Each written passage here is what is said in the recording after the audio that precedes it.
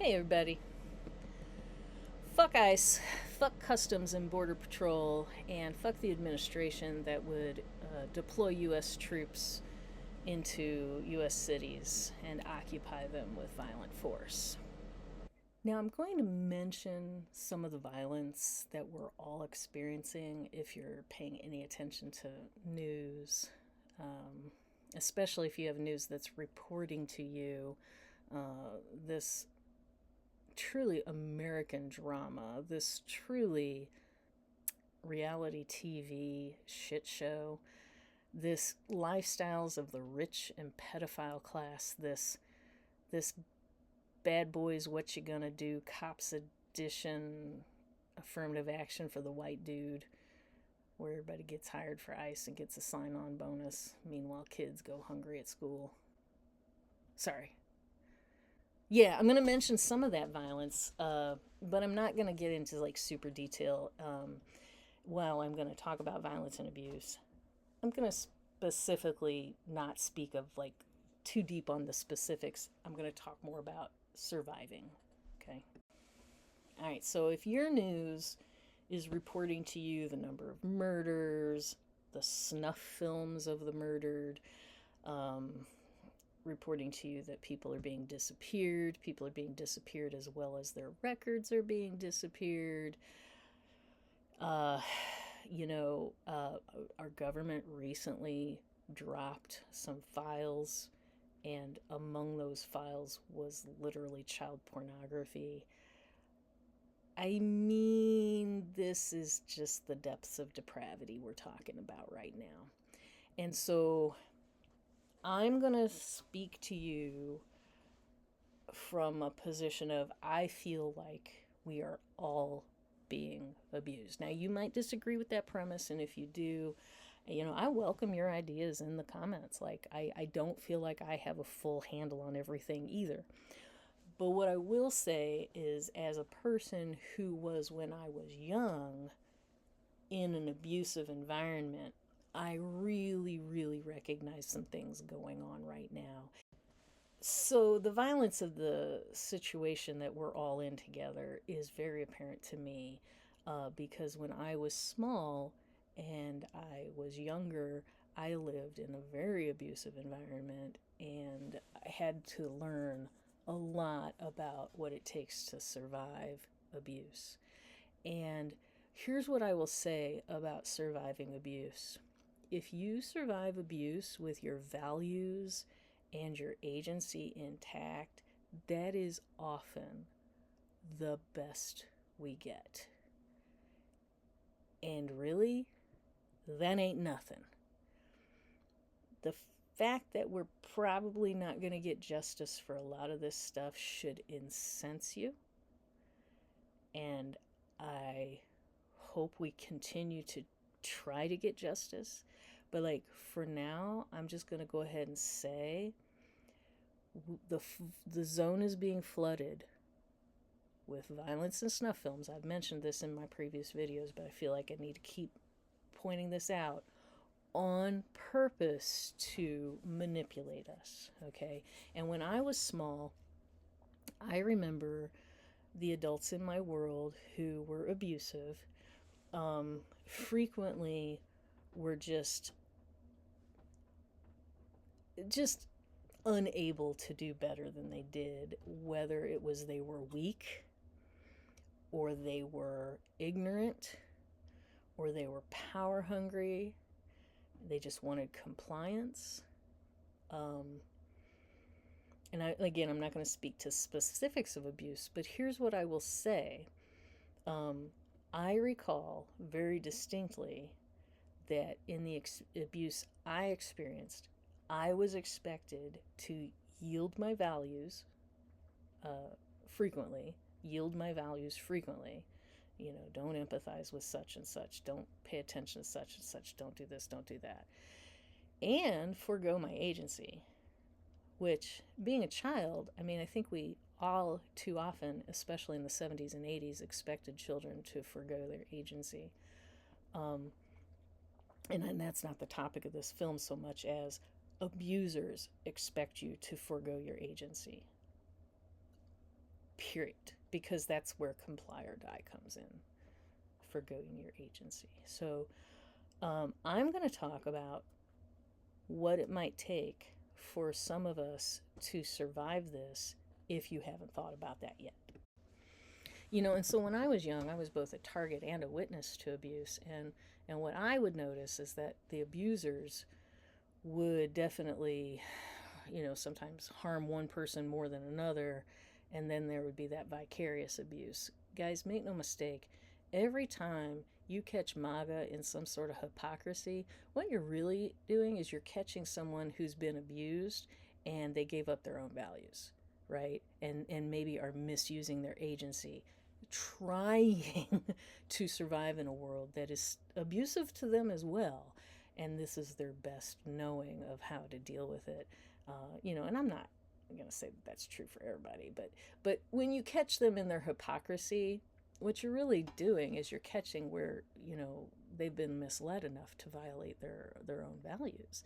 It's not hypocrisy so much as it's they've been misled, and based on the best information that they have and their current values and their current agency, these are the best decisions they can make. And quite frankly, it's a little sad. So I got some good news and I got some bad news, and I guess I'm going to give you the bad news first. The bad news is that we are part of a country that's trying to develop an apartheid state, and the violence is getting real heavy real fast. That's all the bad news. That's not all the bad news, but that's a lot of bad news. And if you kind of dig what that means, I'm just going to tell you, you don't have to look far to see where we're headed, given the goals of our current leaders, the people who are running this shit show right now.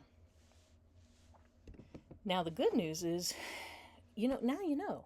Everybody just take a minute and be like, whoa, yeah, now I know this country's like got some real misguided stuff going on, and it's going to cost me my well-being if I have to compromise my values to survive.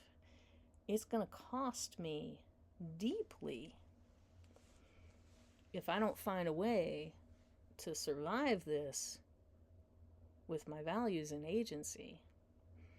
And the great news is now what you're up against.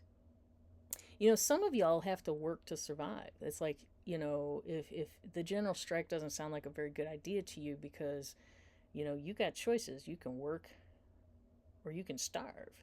And, that's another line of violence that most people don't want to unpack. So we're not going to.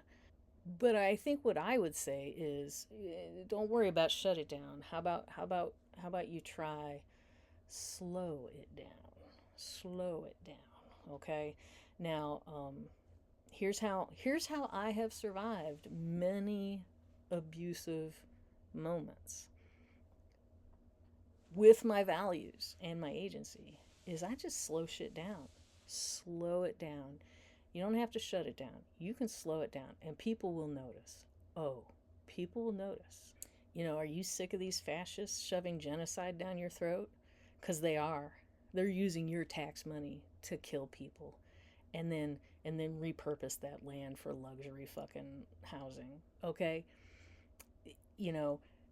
Like, they're using your tax money to disappear people just because they have dark skin. Okay? So, like, what can we do? Children. Rich rapists are buying and selling kids. One detail included the color of kids they want. You'll be interested to know how racism played in that one. These people are so depraved. And what's more is a good third of the country, I'm just giving a rough number based on polling I see, a good third of the country stands on this. Like, they want it. Or so they think. Okay? It could be that they've had their values run over. Don't know if they're going to get their values back. But currently, there's a good chunk of the country that's like, you know what? Not only am I okay with the pedophile ring that is running things for us, I reserve the right to harm the people in my family, thusly. I mean, like, y'all, this is some systemic abuse shit we're all dealing with here. Now, why do I suggest slowing things down? Well, mostly to reduce unforced errors, okay? And if you're a sports person, you know what I'm talking about, reducing unforced errors. You know, if I'm walking around the camp and I keep bumping my head or tripping or falling, you know, I'm being too go get 'em. I need to slow it down. I need to get my headlamp on so that I can see. I need to pay attention to my surroundings that have changed because I'm bonking my head. You know, the other day, a couple weeks ago, I went to the store and I accidentally left my change at the self checkout. God, I hope that money benefited somebody else because my haste to get out of the way of other people who were waiting, that cost me. It cost me money, and I'm sad about it. I'm glad it didn't cost me my values or my agency, but it cost me my money. So slow some things down, y'all. Avoid those unforced errors. I wish I had slowed down a little bit a couple of times this week. One time I checked in on a friend. A good thing to do when you're slowing things down is check in on your friends. But do it with a real attention to who they are, because like I checked in on some friends thinking, oh, I'm going to give them this information. It's going to help them to be more supportive of this, that, and the other. And you know what? My information hit them in a wrong way at the wrong time. Slowing down might have saved me that. So I've been trying to slow it down, you know, try to be relevant about what I'm sharing with people, and taking the time to respect their time and get it to them in a good time. You know, I can't even tell you how many jobs out there don't even let you have pee breaks. Y'all, put them in the comments. How many of y'all have jobs that don't allow pee breaks? Now, I mean, we know we're all technically allowed to go pee, but it's a logistic impossibility without a fucking mutual aid network. Teachers, demand your pee breaks. Y'all, and if it takes setting up a mutual aid network so that everybody can get their pee breaks, do it. And let the boss see you do it, because holy moly, y'all deserve pee breaks. You deserve to be able to clear your bladder when you need to clear your bladder. Holy heck. How did we get convinced that you should work numerous hours dehydrated so that... No, no, no. Stop. Don't let people take that from you. Like, if you're not even able to meet your literal physical needs, that's a work stoppage issue right there. Get it back. Demand your pee breaks. You know, Katie and I were married and we love each other, and we notice sometimes when we get in a hurry, we don't give each other the time and attention that each other deserves. So, you know, we've made it a habit now. We're gonna hug each other, give a nice hug every time one of us is leaving camp. You know, it's a good thing. So if you, I'm not saying go hug people against their will, but if you have a friend and y'all have a way, like a secret handshake or hugging or greeting or just seeing each other, you know, go ahead and make it official. You know, make it official. See each other. That's that Ubuntu. And that they're the marking of the comings and goings, because you don't know anymore. You really don't know anymore if you're going to get out there and go to the flippin' store just to get, you know, milk and eggs for the snowstorm coming in, and ice is going to roll up and do something to somebody in your proximity. And, you know, what you do in that moment, it counts. And what may result also counts. And so, you know, saying hellos and goodbyes before you venture out into a world that, you know, the government can just shoot you dead and not explain things. I mean, that's not a small thing, y'all. I know it's a lot, guys, and they're flooding the zone intentionally with all manner of violence and snuff films and and just wretched trash. They're flouting. They are absolutely.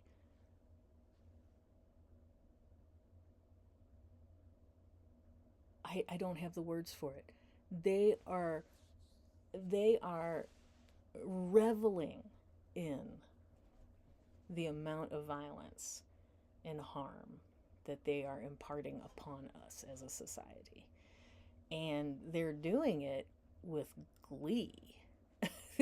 Like, some of these folks were beat a lot as kids and did not do the repair work to grow up and be a loving person. And they're in charge.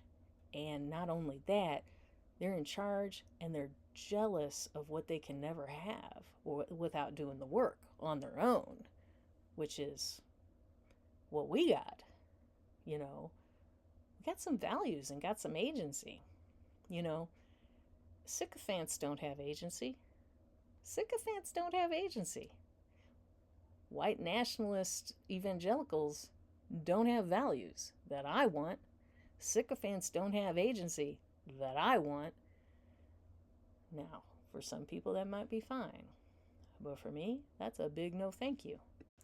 And all this is to say, I'm not anti-politician or anti-politics. I get that's the system we got and whatnot. But I'm going to tell you right now, politics is not negotiating with you. Politics is on a war footing with you right now. If you are resistant to fascism, politics is on a war footing with you right now. And even if you're not resistant to fascism, if you're pro-fascism, politics is still on a war footing with you right now, because that's what fascism is. It hates you. It doesn't care about you. The Epstein class, the pedophile class, the Trumpstein folks, the broligarchs that got all the cash, the money holders, the ones who have the influence due to their money to buy and sell children with impunity and just flip and get away with it. Yeah, they're flaunting it. Okay? And they're doing that because they're abusers. And what's going to rise out of this is a whole bunch of people who are like, oh yeah, I want to abuse people too. Let me join ICE. And what's also coming out of it, thank goodness, is a whole lot of good art. The artists are doing the work, y'all. The artists are doing the work. I'm seeing it. Now, here's something that I've been working on with my slowing it down and taking notice of who's around me. People are really fearful because they're being subjected to a lot of abuse. And I don't know how aware people are always of it, because some of us are getting this abuse and we're not watching the news. We're getting it via talking with others. And sometimes that's coming across as abusive as well. But I'll say, pay attention to who's around you, especially the people who seem a little fearful. These are the folks, especially if they seem a little fearful. If you can support them, say hey to them, help them along too, because fearful people quickly trade their values and their agency for survival. And I think what I would seek is to help people keep their values and their agency and also survive. Okay. Bring in as many people as you can, because the real situation here is we're actually all in some way a part of the problem, because we're in the system together. Like, we are a part of humanity, and this is actually a humanity scale problem, not specifically and only a United States problem. Now, I know the presenting issues right now are definitely militarized police in the streets, rich people behaving very poorly with abandon and not getting any real consequences at this point. I hope we all know this is not sustainable. This is also going to pass. Now, what it's going to be replaced with, I'm not exactly sure, but I'm also not exactly sure it's going to be better. So, whatever it takes for you to be in the best position moving along, taking your time, every choice really does matter. Slowly making those choices. Make fewer choices. Make fewer choices. Like, we're being asked to really take a lot in, and I'm not taking in the Epstein files. I stand by the survivors, and I demand the justice that they demand. Uh, I have made my mind not to open those files again because I already know enough about what's in those files to know that there are some bad actors out there doing some real bad things, and apparently the evidence just isn't sound enough to hold them accountable. Meanwhile, people are just being shot in the face in the street. No accountability. Y'all, that's abuse.